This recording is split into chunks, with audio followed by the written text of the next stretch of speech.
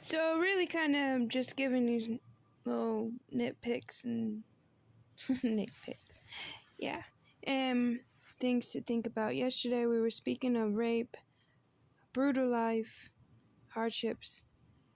Today it is more so of piggybacking on becoming the entrepreneur at the age of 16. When I did the companion and cleaning service, this is when I started to become the person to just market and talk about what I can do in someone's home or care for elderly or reasons why they need it.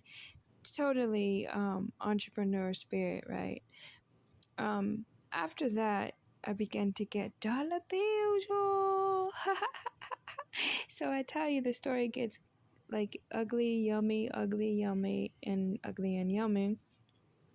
And then it leads up to a breakthrough.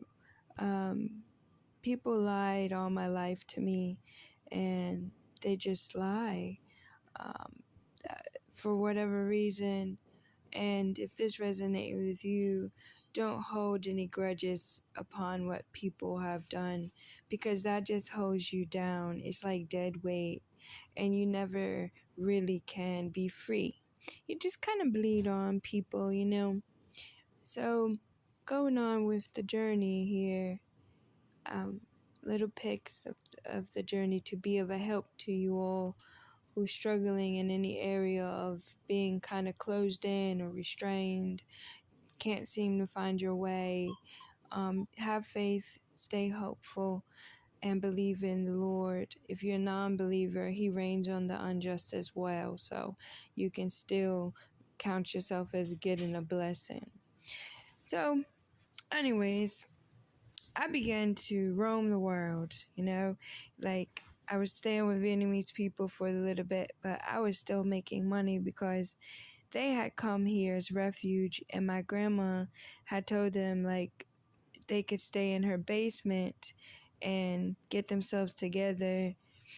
I think this was illegal, but actually I know it was because she's hiding these people.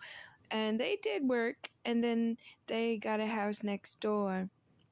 And I was the exchange for helping, for my grandma telling them I was the exchange. My grandma was already like 80, and I kept coming and going. My mom kept dropping me off, and I'd come and go. So she found me a way. The sad part was she said nobody wanted me here. That really hurt, you know, but I'm going next door. And I don't know if she really thought that that was a good thing to do, because I could see my whole family going back and forth, living without me. And I'm living with people I don't know. And they really ignored me. Like, they act like they couldn't see me on the next porch. So I want you to understand that she did the best thing for me, because I got an experience from that culture, and I was hurt early to learn how to heal. So some things are not all bad. So I always give a saying, don't count it all bad. And the Bible led me to count it all joy. So I'll leave that with you. And these are just little clips that can be helpful, because I'm kind of skipping and going around as much as my brain. But when everything comes to a fashion, you'll understand. You'll understand it, and it will be a good read or a good viewing for you. Something of that nature. Or a good ebook. I don't know where we're going with it, but I'm just being responsible of what God's telling me, because this is past. This is old now. I'm so intrigued, and when I get focused on something, I am like laser focused, but I learned to balance. I'm not going to do that again. I did succeed and get money up and build businesses and maintain my life, and I was content. But I learned balance and laser and consistency and being diligent and loving me.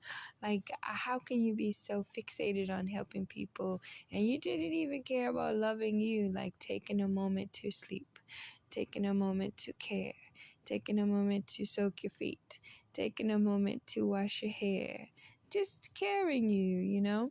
So I was next door for a while, all through my high school. They didn't do my hair. They didn't know how to do black people's hair. They didn't even know, you know? We're still friends today. Um, some of them hurt. Well, Ma, she's alive, but Ba, he's passed on. And I never got to go to anyone's funeral, all these people's homes, you know. I never got to be acknowledged to have been a part of their life. Like literally, I was in their house. So after a while, I just wanted to learn African American stuff. Like, what do black people, how they live, what them do? Because in the Vietnamese home, which I lived the longest, I just ate vegetables and rice every day. So that's all I eat today, because that's all I know. And that's what I know how to cook. I like fish. I like chicken too. I just started roaming the world. I had already built my little business from being younger at Miss August's house. And I started meeting people in the world, and my credibility was building up. People could count on me and trust me. So I started just roaming the world. And I roamed myself right into the African American world, where I learned that there was a lot of division versus the Vietnamese home. There was a lot of envy and hate. There was a lot of jealousy and fighting and stealing and drugs. In the Vietnamese home, it's harmony, family, everybody work together. Very no disrespect. We don't say anything back to the adult. So it was different. So I just roamed and paid my way wherever I could, or I worked for my stay. My family didn't even look for me after. They didn't see me outside playing Chinese jump rope or something. They didn't look for me at all. So I just roamed the world, worked, built stuff, created stuff, got my high school diploma. Because I felt like, well, I love school, but I felt like at least you can do is finish. You're responsible to everyone's needs, so you can do that. And I liked high school anyway. I wanted to go to college, but my mom would never sign the paper to help me go there. So I was too young to get a loan, or I had someone to see over me, but she wouldn't. So I couldn't become the judge I wanted to become. I wanted to become a judge. I remember being in the kitchen with her, asking her to help me go to college. Nope, she wouldn't. So I found a way to get to college. I went through the business umbrella, and there were certificates. So I felt like, hey, it's the only way I can get in here, and I'm here. But I never got to only like fast for $8,000, because I never got to really get into it, because when you don't have a solid foundation or a home, you really can't focus. So I was really good in computers. I was really good. I can soak up anything in my brain, really. So I want you all to know the little snippet here we got on our second day is, you can be cast away, you can be given away, you could be pushed aside, and you have to learn how to heal. You will have scars. It will hurt. You will learn patterns of people. You will kind of watch out. You'll become a little bit, have a little anxiety, but you will learn yourself, and you will learn people. You might get tricked, but that's because they are a new upgrade level for you. But that's the second day, and a little bit of what was piggybacked on yesterday. Day 2 of nobody, just nobody's story. A nobody story.